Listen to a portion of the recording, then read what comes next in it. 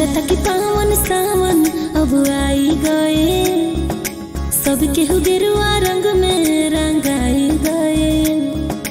लगता कि पावन सावन अब आई गए, सब केहू गेरुआ रंग में रंगाई गए।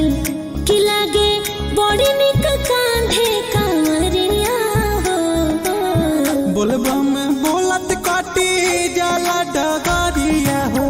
रिम झिम बरसे जब सावन बदरिया, जलवा चढ़ाई जाके भोले दुआरिया हो। रिम झिम बरसे जब सावन बदरिया।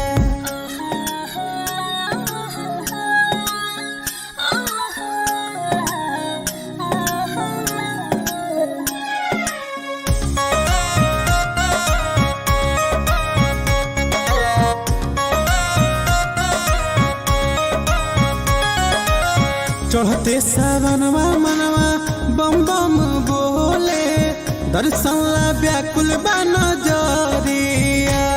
ई पूरा जगत जमाना बा भोले के दीवाना, भीड़ भइल बाटे भारी लागल बायाना जाना। देखा सज गइल देव घर नगरिया हो, भोले कठिन बाटे सुन डगरिया हो।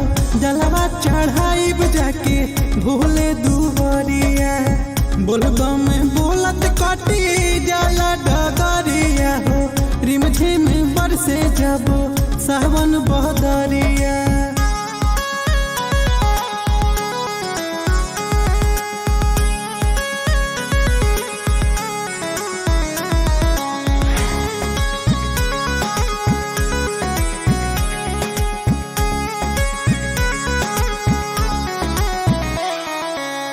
केहू पिए भांग केहू पियता गांजा, सभे रमाइल बाटे नशा में। पर करे ले नैया सबके हवे खेवैया, जेकरा संगे बाड़ी आज सती गौरा मैया। जेकर नाम हटे शंभु जटा धरिया हो, सिरवा नहवाई सभे जल नरे नरिया हो।